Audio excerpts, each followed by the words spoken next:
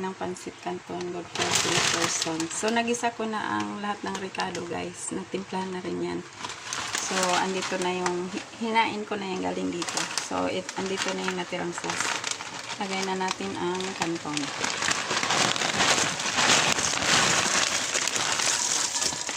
Oh, crispy noodles.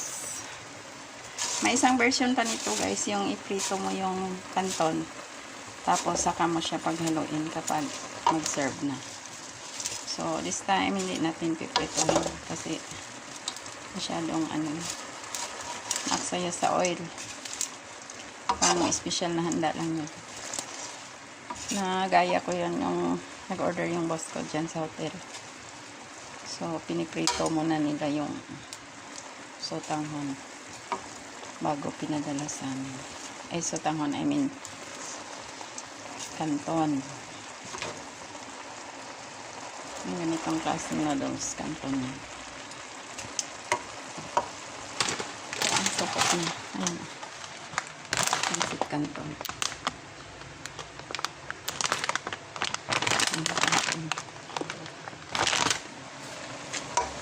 So, halo-halo lang.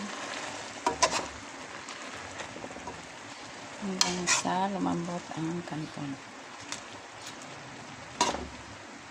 Tapos, pagsamahin na lahat ng ingredients yan. Kasi templado na ito. Inisa yung bawang, sibuyas, karne. Tapos, nung naluto ang karne, nilagay ang red bell pepper, carrots, celery, at saka yung repolyo. Tapos, tinimplahan.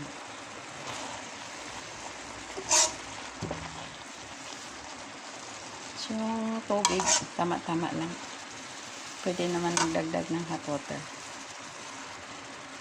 By the way, dito na namin sinama sa tubig ang toyo. Dalawang klaseng toyo. Silver Swan at saka Mekong K dark soy sauce. Tsaka may oyster sauce pa to. So, yung iba, yung mga binibenta na pansit canton, may halong cornstarch yan. Para smooth ang sauce. Pero ingat-ingat tayo sa pagkain ng starch kasi sobrang daming starch, hindi maganda sa katawan. Kasi kumakain pa tayo ng bread, ng rice, kaya yung mga ganito, pasta, mga noodles, carbohydrates din to. So, too much carbs is not good for the body. So, tikman na natin kung okay na ba.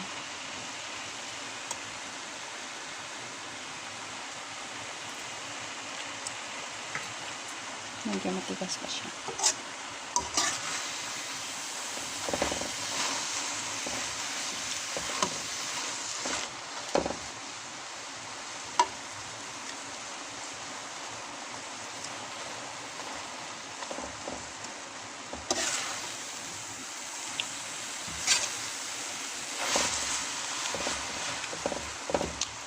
Hindi ko na siya latain kasi may sauce pa dito. May natira pang sauce sa hinain na yung inahon na gulay. May sauce pang natira. So, dry type lang na pansit canton ko. Pero not totally dry.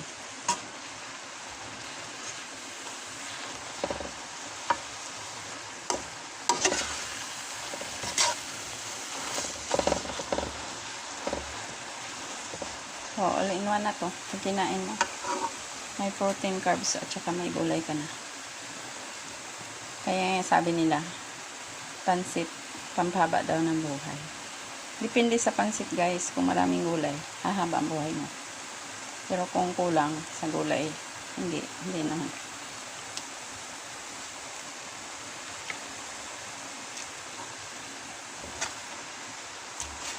Medyo matigas pa talaga siya.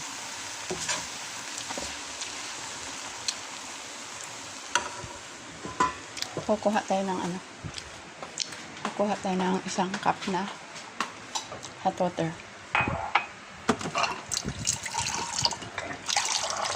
Baka kalahati lang siguro. Siya na.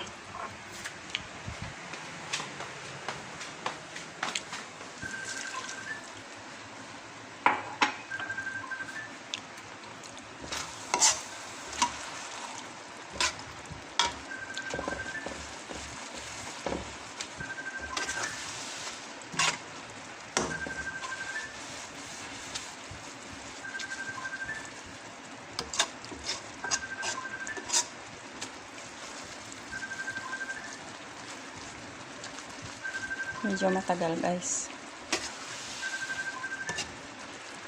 Nakahihit naman siya.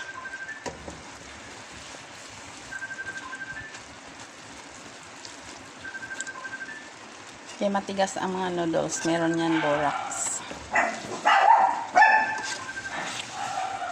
So paghaluin na natin guys kasi maingay itong mga aso na to. 10 yan.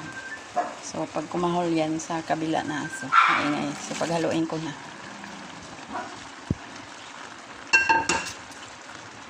Sobrang ingay na mga yan. So, ganyan na guys.